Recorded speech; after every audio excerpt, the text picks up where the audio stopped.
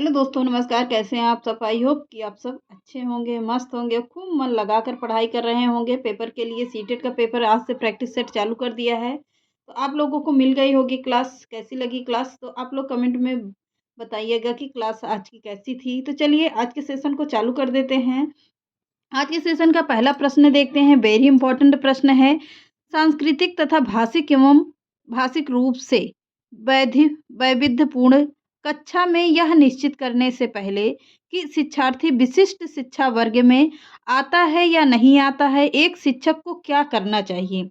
अब प्रश्न very important है, इसको देखिएगा कि क्या कह रहा है, किसी के बारे में कैसा कह रहा है। सांस्कृतिक तथा भाषिक रूप से वैविध्यपूर्ण कक्षा में एक निश्चित करने के लिए कि पहले शिक्षार्थी क्या है, विशिष्ट शिक्षा वर्ग में आता है कि नहीं आता है। आज का प्रश्न क्या होगा? बाल विकास एवं शिक्षा शास्त्र से है। वेरी इंपॉर्टेंट, एक एक चीज का इम्पोर्टेंट है, ये परीक्षा में पूछा गया प्रश्न है। तो चलिए आपको हम किस ईयर्स के 2013 का प्रैक्टिस सेट हल करवा रहे हैं, तो आप लोगों को कंफ्यूजन ना रहे, क्योंकि बहुत लोगों के पास बुकें नहीं रहती हैं, तो आप लोग इसी से प्रैक्टिस कर लीजिएगा। इसमें से अगर आप लोग प्रश्न हल करना चाहते हैं तो यहीं से कर लीजिएगा, कोई दिक्कत नहीं है। आपको हम पूरे एक एक चीज़ का प्रैक्टिस सेट देंगे। ज़्यादा टाइम तो बचा हुआ नहीं है, मुश्किल से बस 12 ही दिन बचा हुआ है, तो लगातार मेहनत करते रहिए।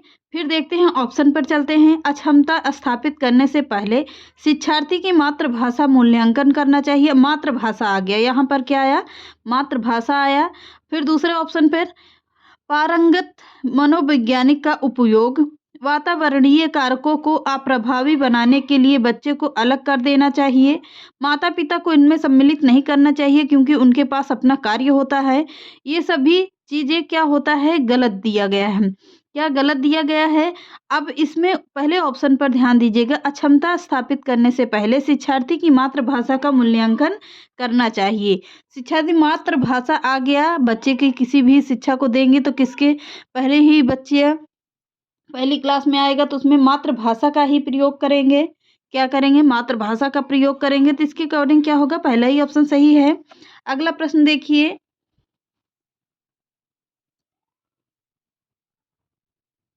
अगला प्रश्न देखिए, निम्नलिखित में से के बीच में डॉट डॉट करके दिया, अतिरिक्त सभी के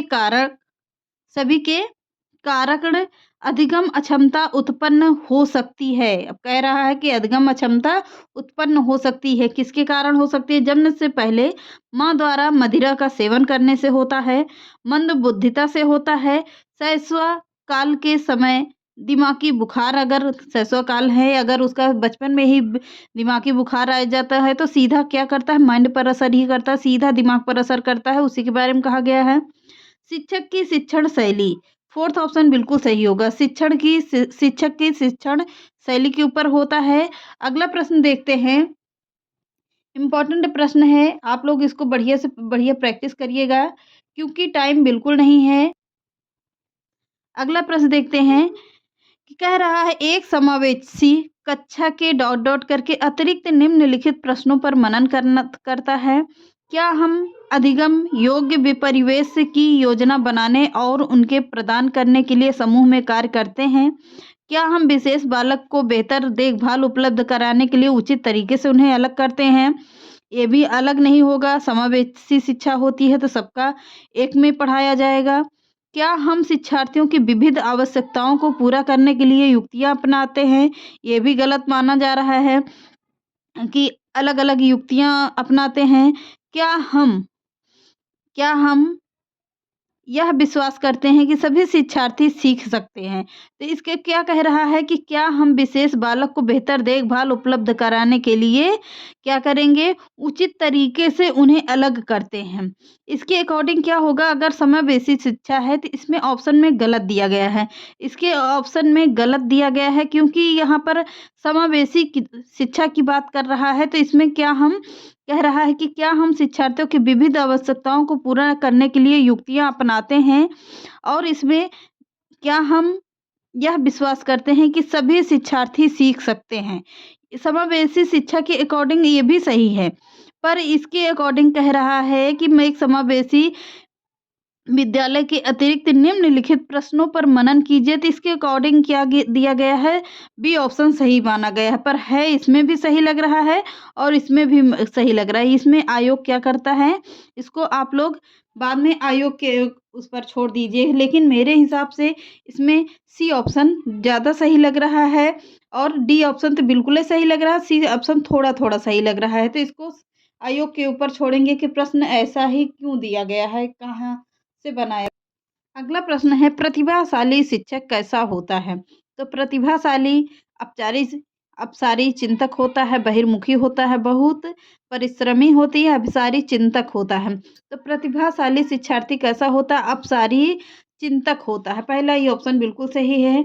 अगला प्रश्न देखते हैं, छायांकित क्षेत्र सामान्य विवरण में उन शिक्षार्थियों को प्रदर्शित करता है जो डॉट करके आया है, क्या करता है।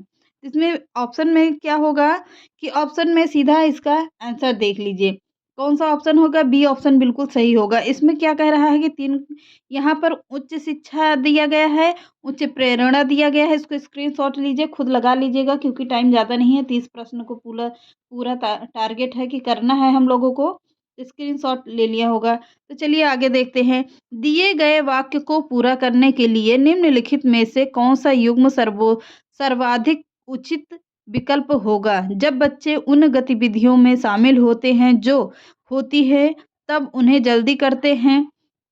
अब यह कह रहा है केवल उनके कक्षा कार्य से संबंधित क्या होंगे, प्रत्यय स्मरण होंगे।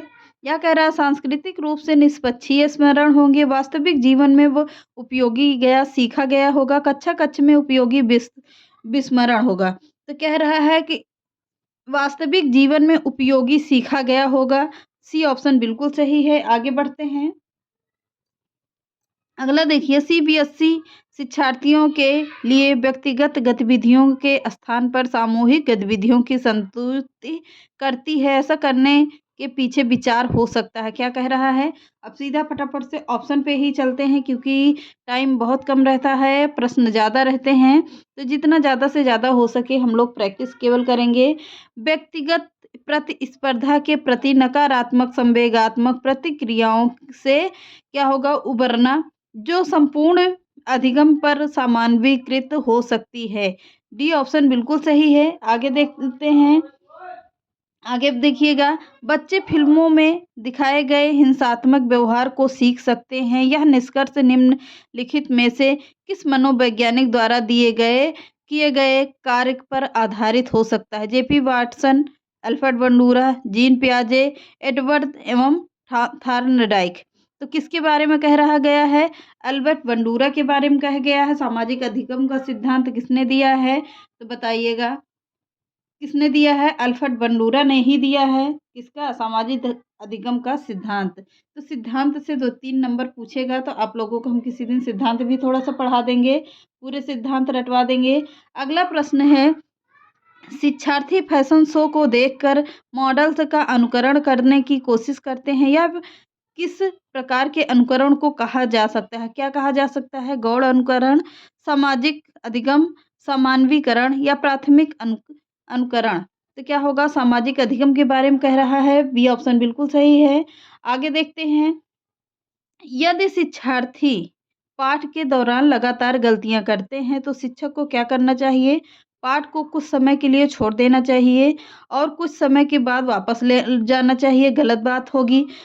गलतियों की करने वाले शिक्षार्थियों की पहचान करनी चाहिए, उनके प्रचार से बात करनी चाहिए। गलतियां करने वाले शिक्षार्थियों को कक्षा कक्ष से बाहर खड़ा कर देना चाहिए। यह कह रहा है अनुदेशन कार्य समय सारणी अथवा बैठने की व्यवस्था परिवर्तन करना चाहिए। डी ही ऑप्शन बिल्कुल सही प्रश्न है, सही आंसर होगा। अगला प्रश्न देखते हैं, अगला प्रश्न देखते हैं के अतिरिक्त डॉट डॉट करके अतिरिक्त है, निम्नलिखित कुछ तकनीकें हैं जो परिणाम के कारण होने वाली चिंता को दूर करती हैं। परिणाम के बारे में बहुत अधिक सोचना, समर्थन प्राप्त करना, विशिष्टताओं पर बल देना, प्रश्न पत्र की संरचना पैटर्न से परिचित कराना। तो पहला ही ऑप्शन बिल्कुल सही होगा। आगे बढ़ते हैं, अगला प्रश्न देखते हैं, ब्लूम की टैक्सोनॉमी के पदानुक्रमिक व्यवस्था है। पाठचर्या संबंधी घोषणाएं, पठन कौशल, संज्ञानात्मक उद्देश्य के प्रति, उपलब्धि लक्ष्यों के प्रति। तो सी ऑप्शन बिल्कुल सही होगा। आगे देखते हैं। आबासा 3 शिक्षार्थी हैं। कह रहा है आबासा 3 शिक्षार्थी हैं जो अंग्रेजी पढ़ते हैं।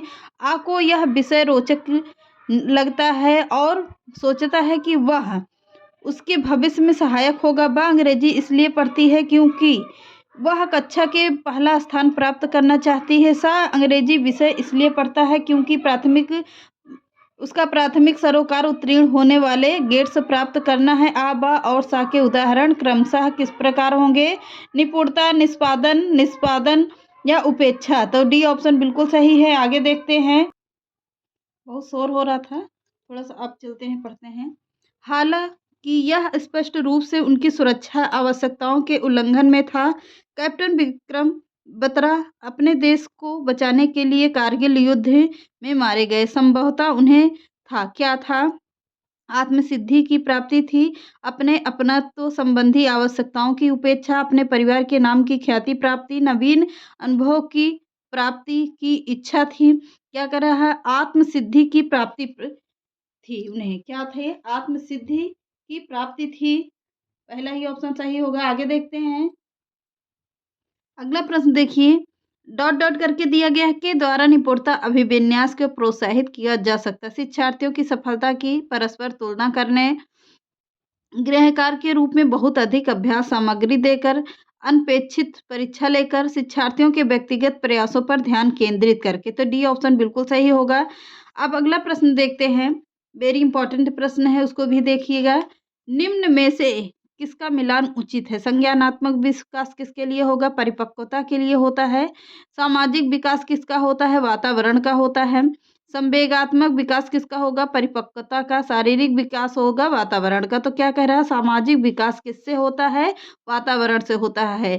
सामाजिक विकास मैंने कल हिंदी में भी इसको बताया था। आगे देखते हैं। इसमें के अतिरिक्त निम्नलिखित सभी तथ्य संकेत करते हैं कि बच्चा कक्षा में संवेगात्मक और सामाजिक रूप से समायोजित है। चुनौतीपूर्ण कार्यों पर ध्यान केंद्रित करना और उन्हें दृढ़तापूर्वक करते रहना, क्रोध तथा हर्ष दोनों को प्रभावी रूप से प्रतिबंधित करना, हम उम्र साथियों के साथ प्रतियोगिता और दृढ़तापूर्वक ध्यान केंद्रित करना। या कह रहा हम उम्र साथियों के साथ मधुर संबंधों का विकास करना। तो सी ऑप्शन बिल्कुल सही होगा। अगला देखते हैं। अगला प्रश्न इंपॉर्टेंट है। निम्न में से कौन सा कथन बच्चे के विकास में परिवेश की भूमिका का समर्थन करता है? पिछली कुछ दशाब्दियों में बुद्धि लब्धांक क्या है? परीक्षा के शिक्षार्थियों को औसत प्रदर्शन में लगातार वृद्धि हुई है। एक समान जुड़वा बच्चे जिनका लालन पालन में भिन्न घरों में हुआ है, उनकी बुद्धिलब्धि 0.75 यानी कि 75 के समान उच्च है।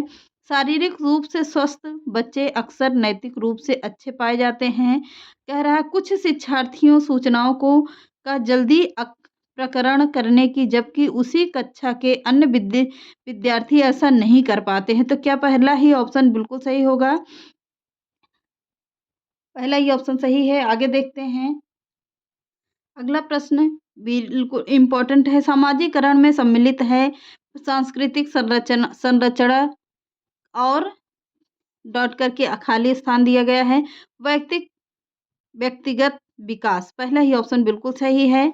आगे देखते हैं।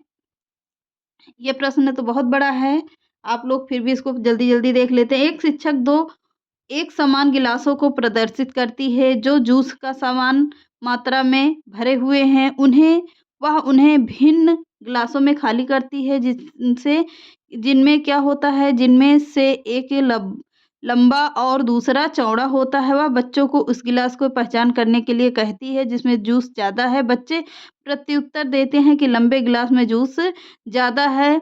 शिक्षिका के बच्चों को क्या कठिनाई हो रही, किसमें कठिनाई हो रही है? आम केंद्रित, विकेंद्रित या पलटावी होगा या समायोजन होगा? तो क्या होगा? पलटावी होगा। सी ऑप्शन बिल्कुल सही है। आगे देखते हैं। कर्नल सिंह कौन किसके बारे में कह रहा है? कर्नल सिंह कानूनी कार्यवाही तथा खर्चे के बावजूद आयकर नहीं देते हैं। वे सोचते हैं कि वे एक भ्रष्ट सरकार को समर्थन नहीं दे सकते हैं, जो अनावश्यक बांधों के निर्माण पर लाखों रुपए खर्च करती हैं। वे संभवतः कोहल वर्ग के नैतिक विकास की किस अवस्था में हैं? पशपारंगत, परंपरागत, पूर्व परंपरागत या परंपरागत होगा या परंपरागत होगा गर्त होगा। तो क्या कह रहा है? पहला ही ऑप्शन सही होगा, पश्च परंपरागत होगा। पहला ही ऑप्शन सही है। आगे देखते हैं। अगला प्रश्न देखिए, निम्नलिखित में से कौन सी बुद्धि लब्धि सिद्धांत की आलोचना है? बहुबुद्धि शिक्षार्थियों को अपने रुझान को खोजने में मदद उपलब्ध कराती है। यह व्यवहारिक बुद्धि पर आवश्यकता से अधिक बल देती है। यह अनुभाविक साक्ष्यों को बिल्कुल भी समर्थन नहीं दे सकता है। यह बहुबुद्धि केवल प्रतिभाएं हैं जो पूर्ण रूप से में बुद्धि के विद्यमान रहती हैं। तो डी ऑप्शन बिल्कुल सही होगा। आगे देखते हैं। आगे का प्रश्न देखिए।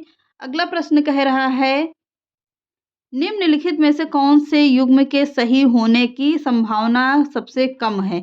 भाषा और विचार प्रारंभ में दो भिन्न गतिविधियां हैं। किसका कहना है? वाइगोत्स्की का। भाषा विचार पर आधारित है, पियाजे का कहना है। भाषा वातावरण में एक उद्दीपक है, बीएफ स्किनर का कहना है।